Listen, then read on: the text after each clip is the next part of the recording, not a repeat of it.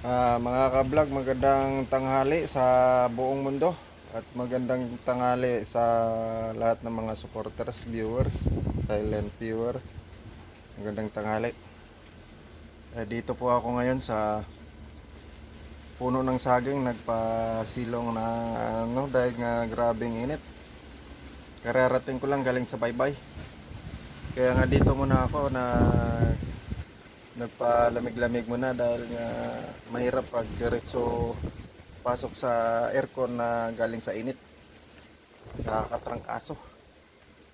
Kasi yung nakaraan galing ako sa baybay, grabing init, pasok ako kaagad sa aircon, nako, tinarangkaso ako. Kaya nga nadala ako, bawat galing ako sa baybay, dito muna ako nagpahinga sa puno ng saging, magpalamig-lamig sa katawan para bago pumasok sa aircon ay hindi ganong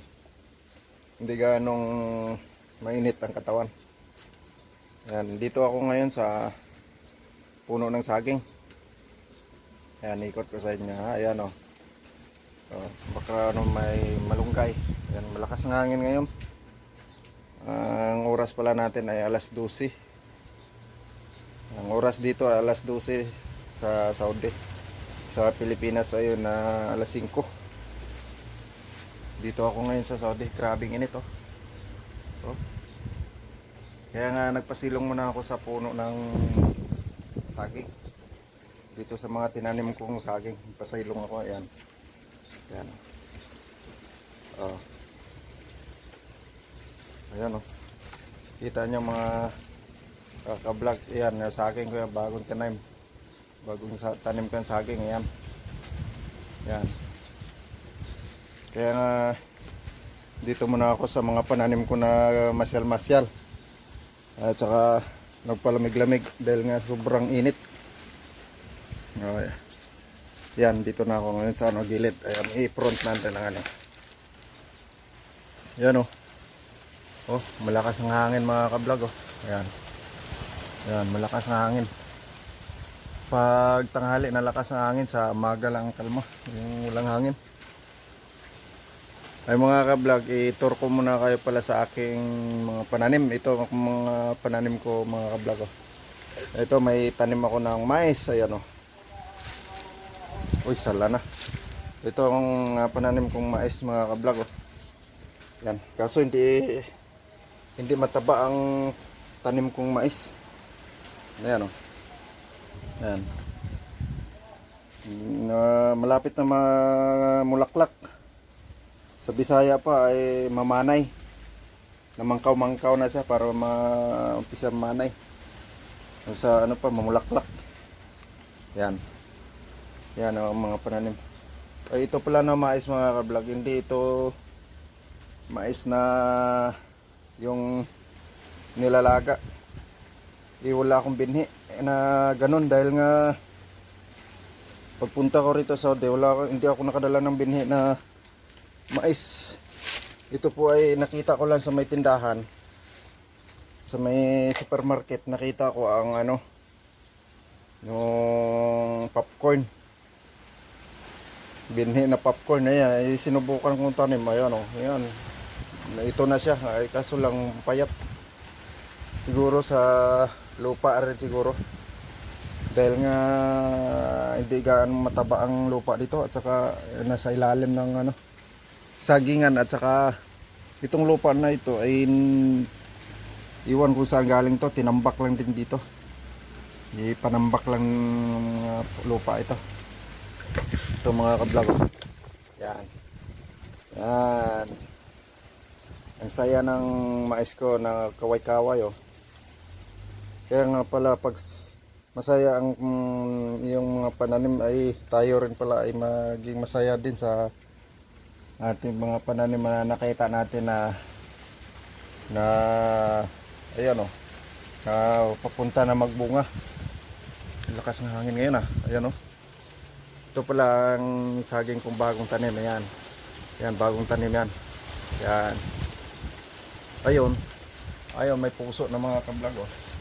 Hindi ko muna tanggalin yung puso na yan dahil nga antayin ko yan. Ayan oh, i-zoom natin. Yan, ayan ang puso. Hindi ko muna yan tanggalin dahil nga hantayin ko doon sa kabila. Mayroong puso din doon sa kabila para isabay ko. Dalawa ng puso na gugulayan ko. Kasi kung yan lang ang gugulayan ko, isa lang ay kulang. Marami kayo may rito. Yan mga kablog. Doon sa kabila may isang puso. Numuso din. Ito may bunga na. Ayan. Ayan may laman na. Ng mga abutan ng mga 2 buwan ay ma-harvest na ito. Manalabo ano natin. Yan. Ayan. Mabutan ng mga 2 buwan o tarto ma-harvest na yan. Ayan, mayroon pa doon sa taas. Ayun oh, may isa pa doon. Ayun oh. Kita nyo mga kablog, ayun oh, may saging din doon. 2 buwig ito, 2 buwig. Yan oh. Yan, 2 buwig yan. Masabayan ko yan pag ano, pag harvest. Yan. Yan, daming mga punong saging dito ang tinanim ko. Ay, 3 pala ito. Mayroon pa pala dito. Dito sa kabila. Ito. Ito maliit na buwig na ano na bungas tag-init. Ayan oh, yan. Yan, maliit na buwig. 3 buwig pala ito. Yan. Yan nasa sabay ko yan pag ano. Ayun oh, malapit na rin pa mabunga yung isa. Oh, wow. Abutan nito mga 1 buwan, may bunga na ito, mais ko. Dito naman tayo sa mais. Ayan. Mga 1 buwan o mahigit 1 buwan, may bunga na ito. Uy! May bulaklak na. Mga kablog oh. Mayroon na pala bulaklak oh. Namulaklak na pala. Hala. Wow! Wow, may bulaklak na mais ko. Wow. Malapit na pala ito magbunga. Malapit na magbunga ang mais ko mga kablog. Ayan. Yan, kaso lang mga kablog, kaunti lang natanim ko dahil nga ito lang ang space na pwedeng taniman sa gitna ng pinagbahayan. Yan dito, grabing mga basura dito pinanghakot ko para lang maitaniman ng ano, mais. Yan. Yan. Ngayon, maisa na siya dahil nga nalinisan ko na. Yan. Tour tayo mga kablog. Punta tayo doon sa kabila. Mayroon pa akong pakita sa inyo. Yung mais na yon, pag magkaroon na siya ng bunga, anuhan ko na rin, taniman ko siya ng kamuti. Kamuti, tanim ko doon na palaliman ko ng kamuti at saka itong kupagkuhaan ko binhi na kamuti mga kablog. Ito may mga kamuti o pagkuhaan ng binhi. Yun din ang itatanim, iyan ang itatanim ko. Ipailaliman ko sa mais pag magkaroon na siya ng bunga. Yan, bunga ang mais.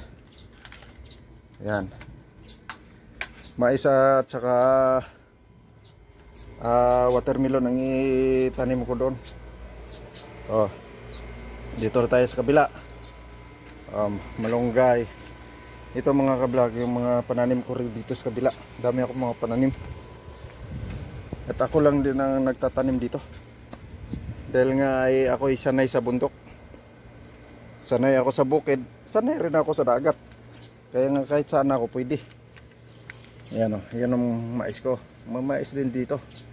So may mais din o, ayan, puno. Itong isa mga kablog na mais, ayan, taba. Nataba, yan, taba. Malapit na rin mamulaklak. Yan. At ito mga kablog, ito, kilala nyo ito, ito. Dahon ito, oh. Yun. Nagdala ako ng 3 buto na Gimelina galing Pilipinas. Itinanim ko dito, ito nabuhay na. Dahil nga itong Gimelina, mga kablog, tunay na gamot sa pananakit ng katawan. Kung saan banda nakit yung katawan mo, doon mo itapal ito. Ilagyan mo lang ng BB oil para dumikit. Yan, sipsipin niya yung lamig o yung sakit, mawala. Yan. Ito lang din ng isang puno ng buhay. Ang dala kong Gemilina. Taba. Yan o, Gemilina. Yan, dito sa Saudi may Gemilina na dahil nga may dala ako na buto. Okay. Tapos na tayo sa Gemilina. O, dito naman tayo sa ano, lemon. Ayan, ito lemon. O, taba ang lemon ko. Taba ang lemon ko. Yan. Mamunga din yan sa katagalan. Basta mga lagaan ko lang ng dilig. Ito mga kablog, itong kapayas o papaya ko, ayun, nagbunga na sana ito. Ito. Kaso lang, nakalmot ng kumbakho diyan na eh. Yan, dahil nga tinatambakan ng mayari. Tapos binakho dito, nilinisan, inanon lang bakho. Inalis yung mga basura. Yun, ito, nakalmot. Nabali. At saka ito na ano, yung nabuhay siya uli. Ito na siya, 3 piraso. Kaya nga naisip ko na ano, baka magtambak naman dito at saka maabutan ng tambak ito. Eh ito, inano ko mga ka-vlog, ito grafting. Nag-grafting ko, ayun. Ano ba tawag? Grafting o basta yun na yun. Ayan. Ang teknik ko nito, ginato, hinati at saka nilagyan ko ng awang. Pinasakan ko ng sangang kahoy dito sa gitna. Tapos tinapyasan ko diyan para magkaroon ng ugat. Tapos nilagyan ko ng ano, lupa. Oh, ito na siya. Yan, ito na, dalawa. Kasi kapag magkaroon na siya ng ugat mga ka-vlog, puputulin ko yan dito. Puputulin ko dito kapag nagkaroon na siyang ugat dito. Ito halimbawa, ito magpuno na sa ugat. Puputulin ko dito at saka itanim doon, ilipat ko doon sa kabila. Kasi naisip ko na ginanito ko grafting dahil nga na kuan ko base na yung papaya namin sa probinsya nabali, natumba sa lupa siya na ano na nakahiga. Nagkaroon siya ng ugat. So naisip ko na ganun na palang ideya na kung ano, posibilidad siya nga magkaroon siya ng ugat dito lupa, kasi nabali na yun. Ito ay sinadya kong ano, nilagyan ng awang para magkaroon na siya ng ugat, diyan siya magka-produce ng ugat. So ngayon pag magkaroon na siya maraming ugat, ilipat ko yan doon. So baba pa lang siya, magkaroon na siya ng bunga. Yan. Pasalamat rin ako nga nabuhay siya uli para makuhaan ko siya ng binhi o mailipat ko doon sa kabila. Ayan o. O, tikita nyo naman kung gaano kainit mga ka-vlog o. Dito sa Saudi o. Yung nakaraang buwan, grabing lamig. Kahit magduble ka pa ng jacket, tagos pang lamig. Nangaligkig ka maligo dahil sobrang lamig. So ngayon naman nagkambyo ang klima. Ngayon naman sa sobra namang init, tindi na namang init, grabe naman ang init, ay parang nangagat sa sobrang init. Ayan o. Yan. Kung ibilad mo ang itlog, luto sa sobrang init. Yung gripo, pwede ka na makakuha ng para pang timpla sa kape pag sa gripo ka to kukuha ng tubig dahil nga grabe ang init.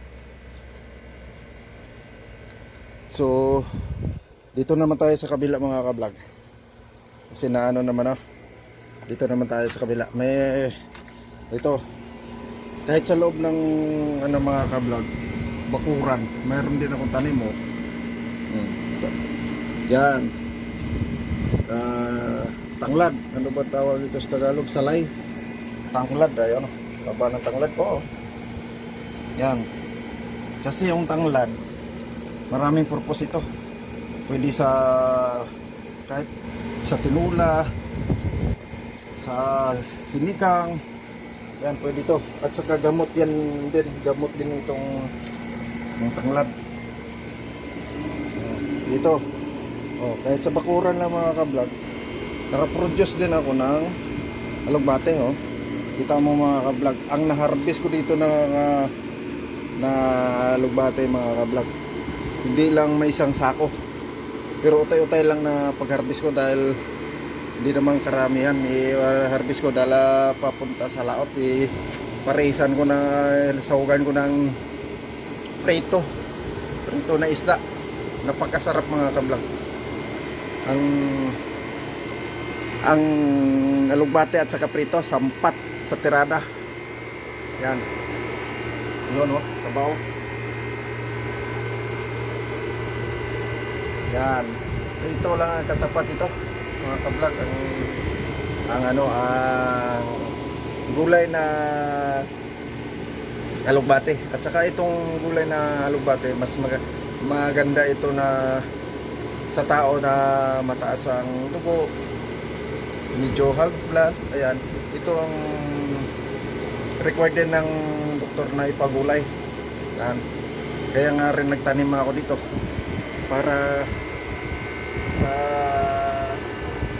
mga high blooded. Ayan, taas din ang dugo ko eh. Ayan, so yun o. Ayan, putulin ko naman yung dalit sa lakot at saka parisan ng prito. Ayan. Sinsya na mga ka-vlog dahil maingay ang aircon. So, tapos na tayo. Dito naman tayo sa sili ko. Itong sili na to, isang puno, pero ang dami ko na nakuha mga ka-vlog. Ayan. Ito, ang dami ko na na-harvest dito. Oh. Yan, ito. Hinog na. Ito, hinog na rin. Ito. Oh. Ito, nagbulaklak. Oh. Bawat harvest, mayroon siya kapalit. Mayroon pa dito sa baba. Oh. Yan, ito. Ito. Yan. Yan. Bawat harvest ko mayroong kapalit siya. Kasi ito, nagbulaklak na naman siya. Oh, ito pa, kabila, oh, malaki oh. Oh. Yan. Yan. Okay, mga ka-vlog, hanggang dito lang ang aking video adventure mga ka-vlog. At maraming salamat sa inyong lahat. So walang sawang subaybay support sa aking video adventure. Thank you very much. Bye bye. I love you to all mga sa sunod naman natin pagkikita mga ka-vlog.